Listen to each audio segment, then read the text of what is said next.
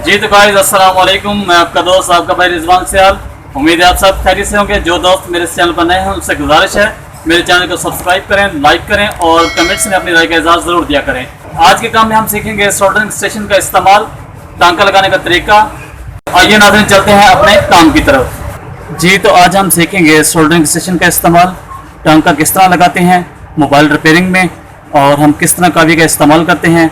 तो टांका लगाने के लिए हमें सोल्डरिंग स्टेशन के इस्तेमाल के लिए हमें ज़रूरत है सोल्डर पेस्ट और सोल्डरिंग वायर और क्लीनिंग पैड। काविया चाहे 45 वाट या 60 वाट का हो, लेकिन टांका लगाने का जो अमल है वो सेम ही होता है। और जिस जगह को हमने टांका लगाना है पहले उसको अच्छी तरह क्लीन करेंगे, साफ़ करेंगे। अगर हमारे पास ये बोर्ड है, इस पर हम किसी भी जगह पे टांका लगाते हैं तो उस जगह को अच्छे से साफ़ होना चाहिए, जंग आलूद नहीं होना चाहिए। तो हम जो सीखने के अमल में सोल्डरिंग स्टेशन के इस्तेमाल में जो प्रैक्टिकल करवाते हैं स्टूडेंट से, उनमें हम बोर्ड का इस्तेमाल करते हैं और बोर्ड में सेंटर पॉइंट्स का हम प्रैक्टिकल शुरू करवाते हैं। सेंटर पॉइंट से सेंटर पॉइंट्स की सोल्डरिंग करवाते हैं। Centre point to centre point टांका लगवाते हैं स्टूडेंट से, ताकि उनका हाथ बैठे, और उनको ये समझाते हैं कि ये बाहर वाले लाइंस पे टांका ना जाए, ओनली ऑन सेंटर पॉइंट से टांका लगाना है और सेंटर पॉइंट पे ही लगाना है। बुनियादी काम में हम जब कावी के इस्तेमाल में सिखाते हैं तो एक बोर्ड पे सिखाते हैं सेंटर पॉइंट से सेंटर पॉइंट टांका किस तरह लगाते हैं। तो आइए हम सीखते हैं। तो ये हमारे पास एक बोर्ड मौजूद है, इस पे हम काम शुरू करेंगे, इस पे टांका लगाएंगे। अब हमने सबसे पहले सोल्डर वायर को लेना है और जो मुतलका जगह है जहाँ पे हमने टांका लगाना है, काविये को पहले उस जगह पर रखना है। मिसाल के तौर पे हमने अभी इस सेंटर पॉइंट से टांका लगाना है, तो पहले हम उसके सेंटर पॉइंट पे काविया रखेंगे और बाद में सोल्डर को हम वहाँ पे कनेक्ट करेंगे इस तरह से। ठीक हो गया। और आप देख सकते हैं कि ओनली ऑन सेंटर पॉइंट में ही टांका लगा है। टांका लगाने के अमल में जब हम टांका लगाते हैं तो काविये को पहले मुतलका जगह पर रखेंगे, उसके बाद सोल्डर वायर को काविये की बिट और मुतलका जगह के दरमियान में हम यूज़ करेंगे। ठीक हो गया। अगर हम मुतलका जगह पर काविया रख के उसको सोल्डर हम यहाँ पे लगाएंगे या यहाँ पे लगाएंगे तो वो हमारे किसी काम में नहीं आता। मुतलका जगह पर काविये की नोक या बिट रख कर हम सोल्डर वायर को उस बिट और मुतलका जगह के दरमियान में जोड़ में इस्तेमाल करेंगे, तो हमारा जो टांका है वो डायरेक्ट उसी ही पॉइंट पर लगेगा जहाँ पर हमने टांका लगाना था। ठीक हो गया। तो अब हम एक वायर लेंगे और वायर पे टांका लगाएंगे। ये हमारे पास वायर है, इसको जब हम टांका लगाएंगे तो वायर प्लस सोल्डर और प्लस काविये का इस्तेमाल करेंगे। सबसे पहले वायर पे हम काविया रखेंगे और वायर को गर्म करेंगे, उसके बाद सोल्डर को वायर और काविये के जो जोड़ बनता है उसमें हम इस्तेमाल करेंगे इस तरह से। अगर हम काविये की इस जगह पर सोल्डर लगाते हैं तो हमारे किसी काम का नहीं, यहाँ पे भी किसी काम का नहीं।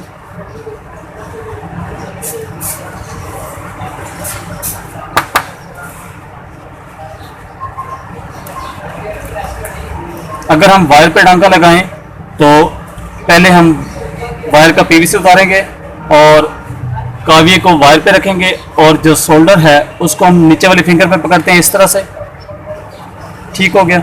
और वायर और सोल्डर दोनों एक हाथ में आ जाते हैं और दूसरे हाथ में काविया आ जाएगा। काविये को पहले हम वायर पे रखेंगे और सोल्डर को उसके साथ टच करेंगे जहाँ पे हमारा जोड़ बनता है काविये और वायर का, उस जोड़ के दरमियान में हम सोल्डर का इस्तेमाल करेंगे इस तरह से। इस तरह से हमारा जो सोल्डर है वो वायर पर लेप करेगा और हमारी वायर जो है वो सोल्डरिंग हो जाएगी। अगर हम वायर पे इस तरह से काविया रखते हैं और सोल्डर को हम यहाँ पे पीछे लगाते हैं तो ये वहाँ तक सोल्डर नहीं पहुँचेगा। ठीक हो गया। और वो सारा काविये के ऊपर ही इस तरह चिपका रहेगा। ठीक है। अगर सोल्डर काविये पर काम की जगह बहुत बारीक है तो इसको क्लिनजिंग पैड पर अच्छी तरह से साफ कर लें ताकि हमारी बिट पर एक्स्ट्रा सोल्डर मौजूद ना हो।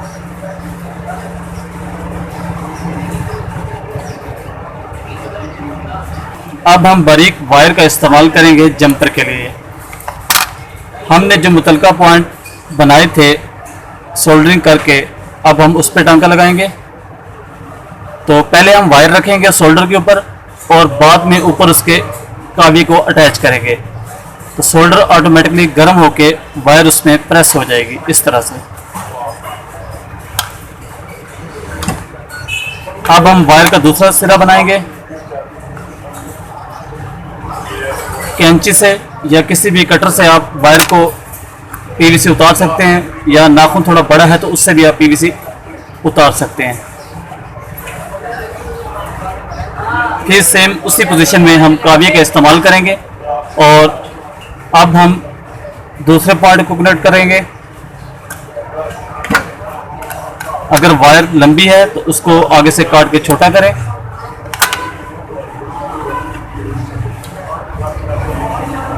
नीचे वाले पॉइंट पर हम उसे कनेक्ट करेंगे। पहले हम सोल्डर वाली जगह पर वायर को रखेंगे, उसके बाद हम ऊपर से काविये गर्म रखेंगे, तो सोल्डर गर्म होकर हमारी वायर जो है वो सोल्डर में प्रेस हो जाएगी।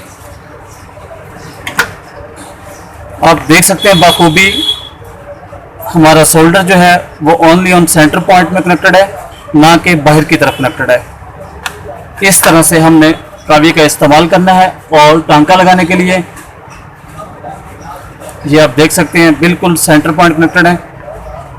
हमने उतना ही सोल्डर यूज़ करना है जितना हमारा मुतलका जगह हो टांके की, उतना ही सोल्डर यूज़ करना है। अगर हम ज़्यादा सोल्डर यूज़ करेंगे तो ये टांका सारा बाहर भी फैल जाएगा और हमारे पॉइंट आपस में क्रॉस हो जाएंगे। जो अच्छी क्वालिटी की सोल्डर वायर होती है उसके अंदर भी हमारा जो टांके का अमल है उसको चलाने के लिए इसके अंदर ब्रोजे की शेप में फिलिंग की होती है ताकि हमारा टांका आसानी से चले। अगर हमारे टांका लगाने की जगह थोड़ी हार्ड है, मोटी है, जिस पर आसानी से टांका नहीं लगता, तो उस जगह पर हम पहले पेस्ट का इस्तेमाल करेंगे। पेस्ट लगाने के बाद हमें टांका लगाने में आसानी होती है और जो टांका है वो आसानी से काम करता है और जो सोल्डर है वो आसानी से काम करता है। तो अब हम टांका लगाएंगे पेस्ट वाली जगह पर। तो सेम उसी कंडीशन में टांका लगाना है हमने। पहले काविये को मुतलका जगह पर रखना है, उसके बाद काविये और मुतलका जगह के दरमियान में सोल्डर लगाना है।